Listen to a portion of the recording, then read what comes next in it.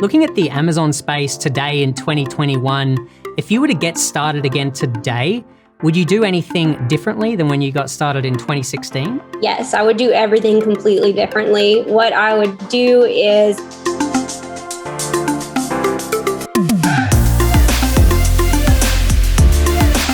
we have a very special guest on the show today who actually first appeared 3 years ago, interviewed by Greg on our first series of seller stories. And I'm really excited to see how this seller has progressed on their Amazon journey. First up, Morgan, for those of you that don't know your story already, real quick, how did you get started on Amazon and when was that? Well, it's kind of a crazy story. It was actually back in December of 2016. And at the time, we were kind of struggling. So I was clipping coupons to buy things, and some extra things I would just be giving away to friends and family. And then I remember seeing this video of somebody claiming they made all this money selling on Amazon. And I was super skeptical because, all I ever knew was to go get a job and work for somebody else, like most people do. And I downloaded the app and I figured, let me just give it a go, see what happens. And this item I had been giving away had become discontinued and was selling for $50 on Amazon. And that's kind of when I just got hooked. And I was thinking, what else can we possibly sell? And it just escalated very quickly since then.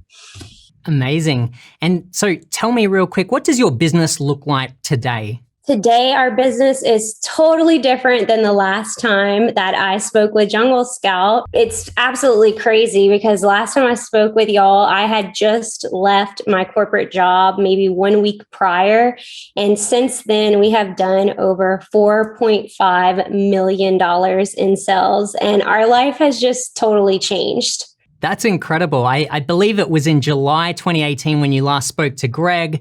And I think you had mentioned you just had like your best month yet. I think in June, it was like $72,000. And I think you were estimating, if I remember right, it was like $750,000 was what you were estimating at that point. And so that's what, 2019, 2020, that's about three years ago, I guess. So that's huge growth. Totally crazy. And I actually looked up our sales numbers year over year since we started. And I would love to share those not to brag, just to show that like, if you go all in on this, it can totally change your life. So when we started, now granted, the first month was just the middle of December of 2016. So it was half of a month. And we did like $2,700 in sales. And then, like I said, it escalated pretty quickly. When I was still working full time the following year in 2017, we did $234,000. Then in 2018, when I quit my job and went all in on Amazon, that's when we hit $1 million in sales.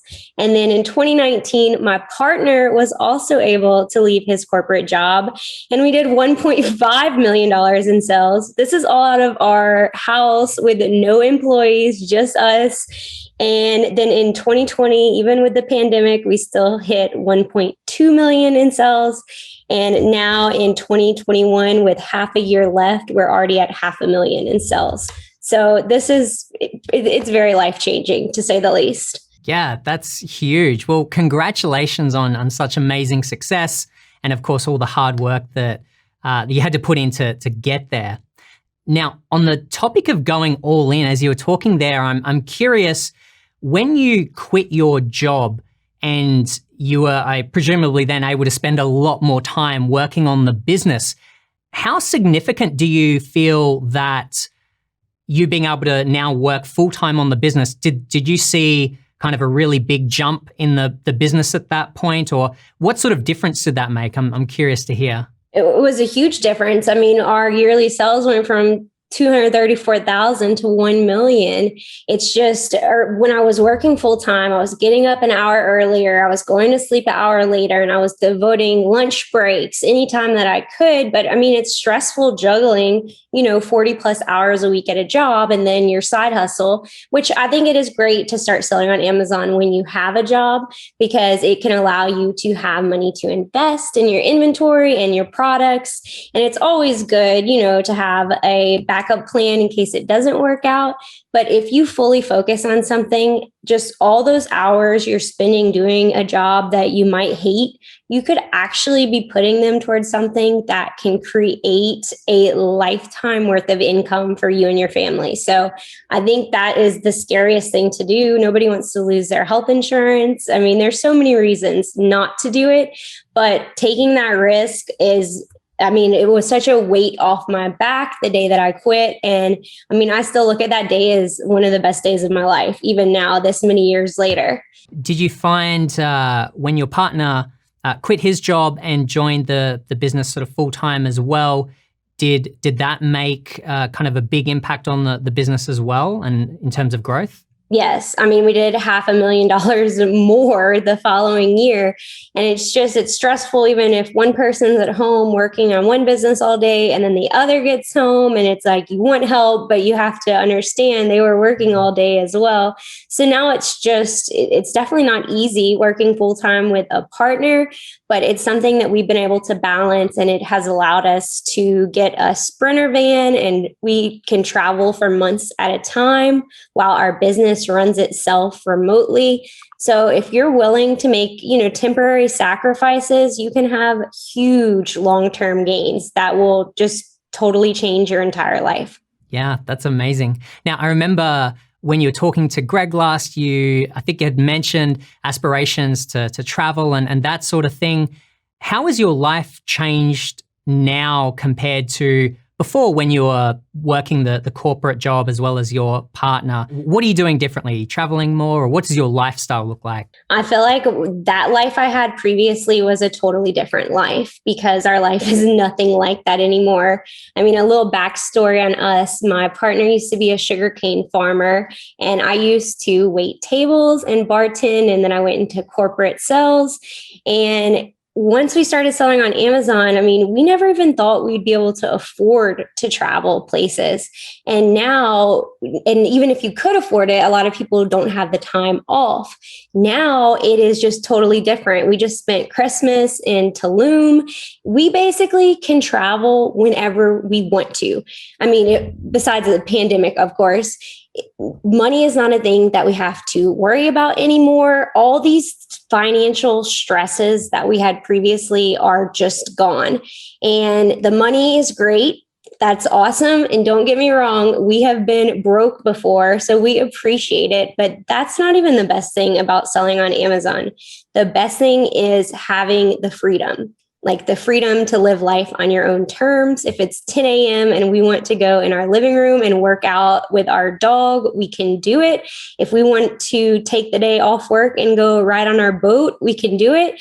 And we can spend as much time with our friends and family as we want. And that is better than any paycheck you will ever get. How do you kind of manage the time off and the trips that you take with your work? So for instance, when you travel, do you still spend an hour or so a day working? Or when you travel, do you prefer to kind of just block out time and go, no, I'm not going to do work? I'm kind of curious how you balance the two. Well, we are workaholics, so we are just addicted to working. So even if I'm on vacation, and when I say work, I'm always going to be, Amazon's not our only business we have. Amazon has been so amazing, and it has been a gateway for us to start 2 more companies. And we have been able to go into things that we're very, very passionate about, things we've dreamed of doing for years that we just didn't think would ever be feasible for us. So, but at the same time, I do like to step away from work. So if you want, you can just turn your phone off. And of course, when we go on vacation or out of the country, we always put our Amazon account on vacation mode so that you don't have to worry about any merchant fulfilled orders or anything like that. The best part is the week before we leave, we can hustle and have all this work done and then reap the benefits while we're on vacation. Is there anything you can share regarding the new businesses that you've started up? Yeah, absolutely. So my goal was to flip a house by the time I was 30 years old. And I was kind of getting down to the wire, and it was the day before I turned 30. So I told my partner, we need to go buy a house today. And we found this auction and we ran to the house. It was close to where we lived, and we couldn't go inside. We just looked at the outside. We went to the auction, and about an hour later, we had bought a house that we never even saw. We actually spent the past year during the pandemic flipping it, and it was our very first flip. And we ended up making $62,000 off of it. It also allowed us to get rental property, which is something I've always been interested in. And we've been able to, after the pandemic, we actually got on social media and we go by Cajun Ventures, and we have been able to help thousands of people make money online. And so selling on Amazon is awesome, but just selling random products might not 100% fulfill you. But if you can share that knowledge and actually see people who are making money just from tips that you shared, just like how Jungle Scout has helped us learn so much stuff, that is powerful. So that has been the best part to me. Yeah, that really speaks to the idea that you can certainly make a lot of money in a great business on Amazon, but that's not necessarily the ceiling. You can then use that to invest in other things that you might be more passionate about or other businesses as well. So that's like a really great example. Yes, absolutely. Okay, so one topic that I'd love to dive into, obviously 2020 brought about the pandemic, and that really turned things upside down in terms of e-commerce. A lot of people were seeing, obviously a lot of e-commerce sales were happening, but then there are also lots of restrictions and challenges for sellers. So I'm curious, after selling, over 3 years prior to the pandemic, how did that affect your business? The pandemic, it affected every single business a lot. You see almost so many small businesses were closing, and Amazon is one of the few businesses that actually their sales increased, which is just wild to show you how recession proof it actually is. However, our business was greatly affected, and fortunately for us, we're very, very adaptable people. And I find that the most successful people, they're not always the smartest. They're not always the best at everything. But when a challenge comes up, you got to roll with it, because life is always going to be changing and you have to adapt. And so they made a lot of restrictions. As you know, you can only send so many units. And if it was not deemed essential, you couldn't even send it to Amazon. So what we ended up doing is we had a lot of items that we ended up fulfilling ourselves, which when you're getting 100 to 150 orders a day, that is not a thing that you want to do. And you usually make about the same money if Amazon were doing the work. But we didn't want to lose all of our business. So we made some listings where we fulfilled them ourselves. And now that they fulfill it for us again, we're even more thankful for it than we were before. So getting things from China has been harder. Cost of goods have gone up. There have been a ton of challenges, but there has also been more opportunity because of scarcity we lost some suppliers. And it allowed us to focus on our business and realize a lot of items we were selling were not as profitable as we wanted. So we ended up dropping a lot of our items. So now we're at the point where I would rather have less sales and more profit. And it kind of just opened our eyes. Whenever you're not making as much money, you start looking at all your expenses. You start looking at you're putting a fine tooth comb through everything. So we were able to make our business be more efficient. And the best part is we were able to get on social media and start helping people, and even launch our own Amazon course just recently, and have been able to help over 100 people get started selling on Amazon. So if the pandemic didn't have all those crazy things happen, we would never have kind of been pushed into starting our other companies. So kind of have to be thankful for how it all ended. Yeah, that's actually a really great point. We often go through this cycle of having to work really hard, hustle so much to get this business up and running. But then it's interesting how you can get to a point where things are almost going too well, to the point where you might overlook some of the expenses that you have or other opportunities that you might have otherwise taken up. So yeah, that's like a great point of the pandemic kind of giving you that opportunity to kind of reflect on every part of your business or other opportunities that you could seize. For sure. I think it's not just us. I think all business owners had to do that. It's kind of like, sink or swim, a moment like that. Now, over the past 3 years since you were last here speaking with Greg, what new challenges have arrived as your business has grown? You're obviously selling a lot more. I'm sure that there were new challenges perhaps that you hadn't experienced before. Did you want to highlight any of those? Sure. I mean, there's always new challenges, of course. There's always going to be more competition in anything that is thriving. So I think you just have to get more creative. We just had to niche down even further because when more people are getting access to tools like Jungle Scout and, things that make selling on Amazon way easier than before they existed, I think it's awesome. I think anybody who has information that can change anybody's life and chooses to keep it to themselves, I think that's awful. I think that you should share knowledge that can help other people. And Amazon is so big where I can help somebody sell $1 million a year and it will not even remotely impact my business because the amount of demand on Amazon is so insane. But with new competition comes new challenges. And another thing is Amazon is always going to take the customer side. So that is a challenge. A lot of times we'll get returns and they'll say, it wasn't authentic just to get their free return shipping. So it's just a lot of things that we have had to figure out how to, circumnavigate to still be successful. And I mean, everything is constantly changing. Costs of ads can change, your cost of your suppliers, you get suppliers, you lose suppliers, but it's always going to evolve and it's always going to change. And so I think it has just made us figure out how to deal with changes. Like they say, suck it up, buttercup. You can't control it. So you just have to roll with it and keep going so that you can keep making money and living your life how you want to.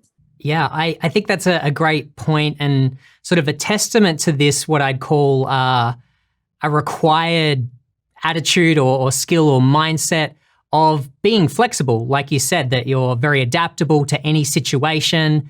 And these are lots of things that are bound to come up. The China tariffs or shipping's got more expensive or someone jumps onto your listing. All these things are bound to happen to your business at some point, but the people that choose to adapt and find a way around it and refuse to quit are the ones that are going to succeed. Because I see a lot of people that kind of like throw up their arms and essentially say like, this is too hard, and sort of put the blame on like Amazon's done this to me or something, like putting the blame in other places where ultimately you're responsible and you have the choice to kind of adapt and make any situation work. So I think that's like a really important point. Yes, I agree because it's Amazon's world and we are just lucky to be invited to it and get access to their 200 million customers. I can make a multi-million-dollar business out of my garage. And that blows my mind because in the past, that is not a thing that you could do. So I'm going to take the cons with all the pros. Now, I'd love to talk a little bit about your product strategy. I believe when you last spoke to Greg, I think you said that you were doing about 25% private label and then the rest wholesale. I'm kind of curious, is that still the same or has that changed a little bit today? That is still the same. We do more wholesale than private label, but we have gotten way more profitable. And I guess the more that we have learned, certain suppliers, we've learned some products are going to get more returns than other products. So those are the products we're going to avoid. So it's kind of changed our whole business model. Our first private label product was I didn't think it was fragile, but it was fragile. And I know that's one of the rules that you should never have. So we became the number one seller of that specific product, but it was a little bit seasonal. So as soon as we run out of the inventory, I said, let's just let that product die and let's focus on something that is going to be more profitable and give us less headaches, because it's not worth making money if you're constantly worried, is this going to be broken? Is this going to get my account shut down? So I think we have just gotten a lot smarter in the items that we source, where we source them from, and just overall what is good to sell on Amazon and what, even if it's profitable, you should probably avoid. Now, do you have any target profit margin or any rules of thumb that you adhere to when you're looking for a new product these days? Yes, I have some very simple, specific rules, and I want my product size. I want it to fit in a shoebox. I want it to weigh less than a pound. I do not want it to be fragile. Okay. Learn from my mistake. Even if you think it's not fragile, if it could get a crease in it or something, or if the product box get damaged, don't even do it. Don't even waste your time with it, because it's going to be nothing but trouble for you. And then I try to stay at a price point of $20 or more. My goal is I usually try to follow it varies item for item, but I try to follow the 3 times rule. So if I pay $7 for something, I'm going to need to sell it for at least $21 so that I can make at least $7. I want to get 100% return on my investment, because with returns and anything that can go wrong, you just want to factor that in. And then the prices are ever changing on Amazon. So I don't want to have a super small profit margin and then 10 competitors come sell the same thing and I'm breaking even or losing money. So I'd rather have $20 profit margin where I can go down a couple dollars, $5, $10, and we're still feeding our family. We're still happy with the profit. So that's something at first, I guess I just didn't know enough. I was just thinking, oh, I'll make $5 an item. Sounds good to me. And now we have learned a little bit to go for a little bit more profit. Yeah, I think that's a really great idea. I think it's maybe one of the biggest mistakes I see is that a lot of people don't pay enough attention to their profit margin or start out with a really good one, because as you mentioned, there are always things that can chew away at that, unknown fees and that sort of thing. So you really need to start with a healthy profit margin. I'm curious, Morgan, as you've increased the number of physical products, how have you found scaling all those products and now managing more inventory and just kind of that whole process? I know it can be tricky. How has that been over the past few years as you've grown? I think that is one of the most difficult things, especially if you don't have any sort of inventory system set in place. We use Inventory Labs, which helps a lot. And then the Jungle Scout Chrome extension, it pretty much tells us how many products sold in the past month. So that is a good indicator. Now, some products we sell are discontinued, so it's not always going to be accurate if, an item is out of stock. But since my partner quit his job, I think I was just very, very disorganized because I was so overworked. And when he left his job, he found products I didn't even know were upstairs. So I think the key, if you're actually storing physical products, is organization. You probably heard that before, but if you don't know what you have, how the heck are you going to sell it? And when I see I have something out on Amazon and it is sitting in my garage, it is beyond frustrating. So I think utilizing tools, and for the longest time, I was so frugal. I did not want to invest in any products. And now hindsight, I know, just looking at my sales numbers, I know how much money I lost by not investing in the right tools. So keeping up with a system that lets you know when you need to replenish stuff. And they have tons of tools on the Amazon Seller Central that are 100% free that will help you do that as well. But that is critical to your success, because if you get an awesome rank and then you run out of product, you're going to lose it.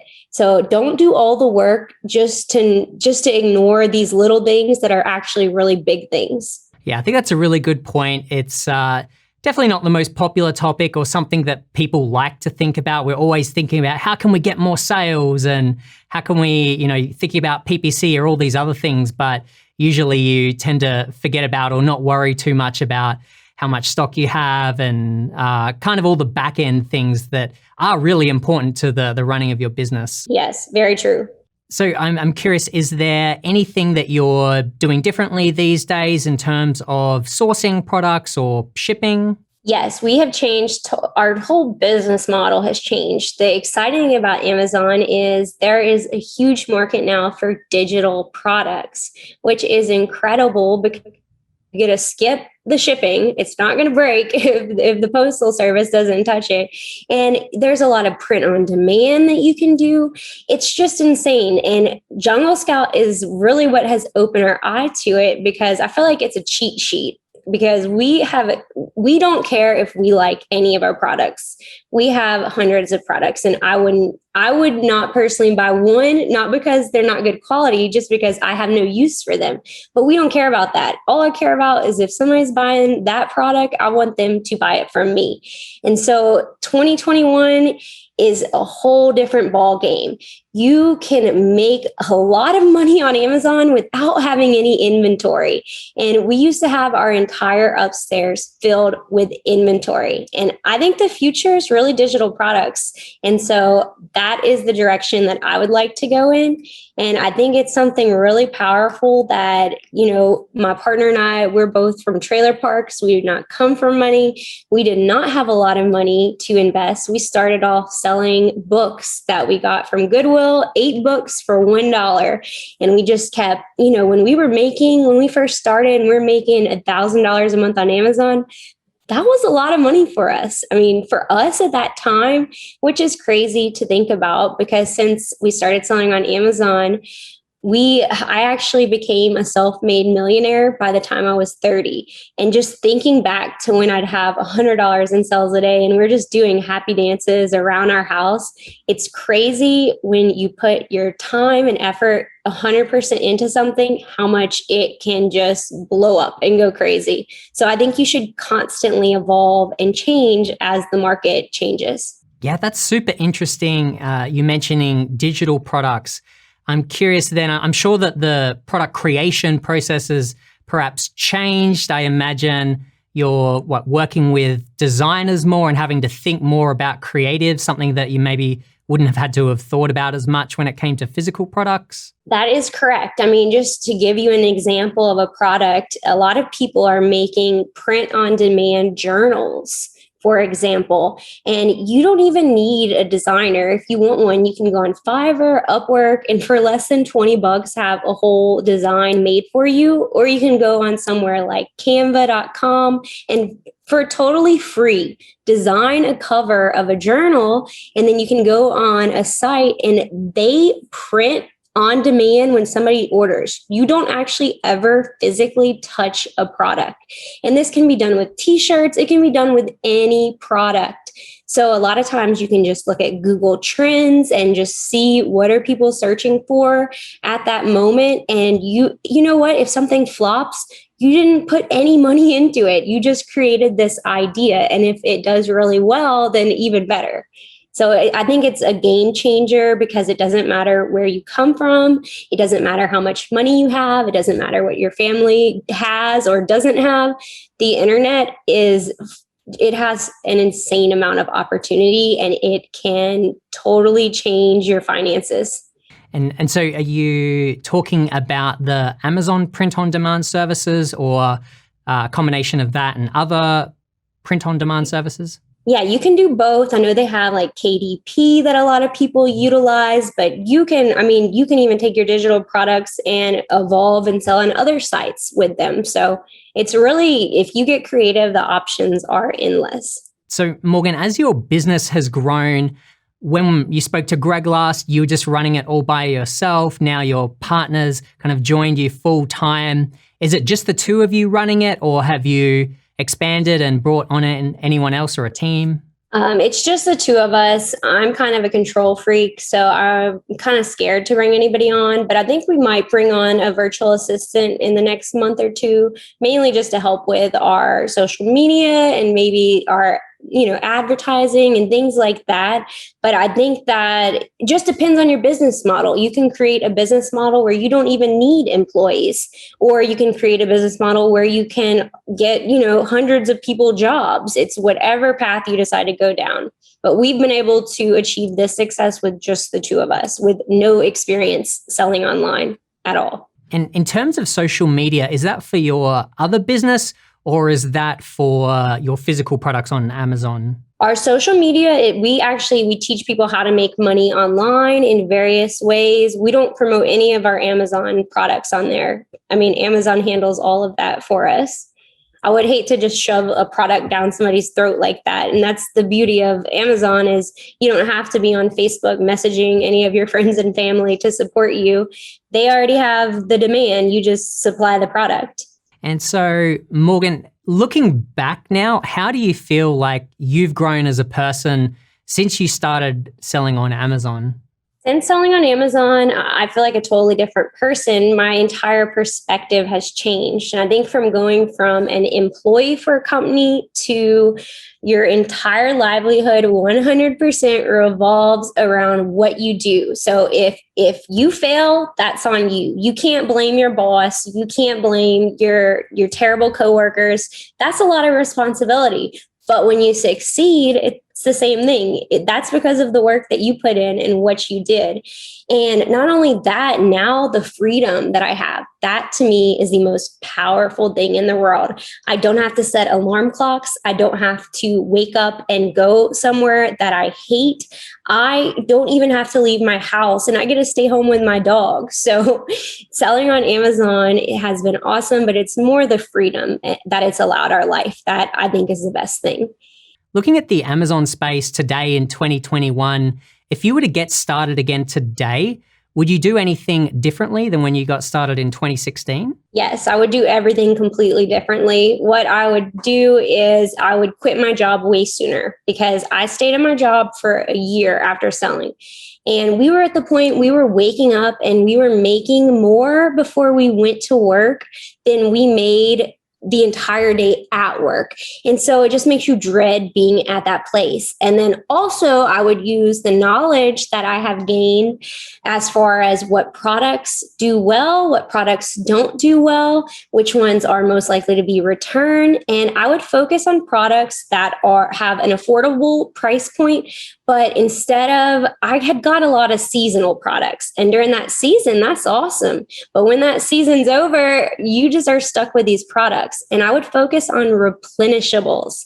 I would think items people go to a grocery store to get weekly, because that's just more sales for you and that's more money in your bank, and that's less that you have to worry about. And just find a niche that has, the basic Jungle Scout principles, and just follow the metrics. Don't go with your gut. Don't go with what you like. Go with data. And that's the advice I would give myself and do differently. That's great advice, because like you were saying earlier, I guess if you were going off of products that you liked or were passionate about it, you probably wouldn't be selling anything or really any products at all. No, not at all. That's actually where I see a lot of people fail. I think a lot of people fail because they worry about if they like the product, and they don't care if anybody's buying it. They just think they would buy it, but who cares? Are you trying to buy your own product? That's not going to make you any money. I'm curious on your thoughts. Do you think selling on Amazon is for everyone? Of course, a lot of people are familiar with working the 9 to 5, and that has a certain structure. Working for yourself, as you've mentioned, creates a lot of freedom, and there's so many benefits to it. But it also means you need to be self-disciplined, and it kind of has a different structure to it. You need to hold yourself accountable. Do you think this opportunity is for everyone or for certain people? I'm curious. No, I do not think it's for everyone, and not just Amazon selling, but being an entrepreneur. It's not for everyone. Some people like having a boss, and if you love your job, stay there. If you love what you're doing, keep doing it. But that sadly, most people do not love what they do. And if you want to be successful selling on Amazon, you have to be very, very self-motivated, because nobody's going to be clapping for you. Nobody's giving you any awards for doing a good job. Your bills are going to be there and they still got to be paid. So I don't think that there are any prerequisites or any sort of knowledge that you need to have to sell on Amazon. I think anybody can do it, but I think that you have to have a desire. You have to, because it's not easy. If it was easy, everybody would do it. But if you're willing to make sacrifices now, you can have long-term benefits for the rest of your from it. So while it's not for everybody, I would recommend it to everybody. But if you're a type of person who just makes excuses and wants to blame somebody else, then I do not think that's a good mentality for going into any business. Great answer. Yeah, I totally agree there. So Morgan, I'm super curious. What are your goals and plans for the future with the business and even within your own life and maybe other businesses? My main goals are to automate more of our business so that we can truly step away 100%. And as we've switched from a lot of physical products to digital products, it's allowed us to do that because when somebody orders them, the work is already done. It just goes straight to them. And then on our social media channels, my number one goal ever since the pandemic happened is to help as many people as possible make money online. And because I know how life-changing it has been for us. I mean, we were at the point where I hated every day of my life, every single day. And it's like, we went to college, we got good jobs, we did everything in the right order. Everybody says, if you do these things, you'll be happy. But we weren't happy. And so that's why we decided to make a change. And while it's not for everybody, I love to share all the knowledge that we have learned, usually the hard way, over the past 5 years, just so that other people can have that same opportunity. So that really is my main goal, because when we get emails saying, you know, we did what y'all said and we made $5,000 the past month. I mean, that is just a feeling. There's no paycheck that will ever make me feel as good as something like that. All right. So to wrap things up, Morgan, is there anything else you'd like to share in terms of what you've been doing in your business? Anything that might be able to help the audience, or any tips or tricks or anything you're doing? I think that the most important thing to be successful on Amazon, besides having a positive attitude, is definitely to focus most of your time when you're getting started. Take it one step at a time, because it can be very, very overwhelming, because we didn't have anybody to ask. So we were just Googling and YouTube searching. So focus on one step at a time. Don't focus on everything, because you're going to get overwhelmed. The most important time you can spend is in product research, because that is what is going to make or break your business. So just focus on the basic steps. And when things get hard, just keep going and you're going to reap the benefits. I love that.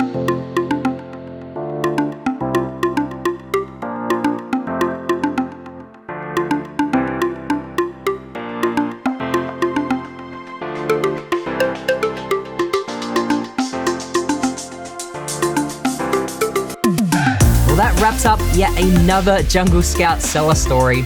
Morgan, thank you so much for joining me, and congratulations on all of your success so far. It's very well deserved. It's certainly been an inspiration for me, as I'm sure it has been for many of you out there watching. So if you've enjoyed this story, then let us know by giving us a big thumbs up down below.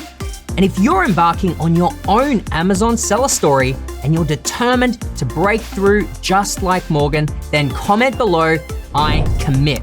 The hope is that by sharing these stories, that you can see everyday people can change their lives, just one step at a time. So if you're determined and you're gonna be one of those people, then let me know, I commit. Thank you so much for watching today, and I will see you in the next video. I'm obviously not from the US, I've only been here a couple of years, but starting to learn like where everything is slowly. Well, I was about to say, you don't sound like you're from Texas. No, pretty much the opposite side of the world, I guess.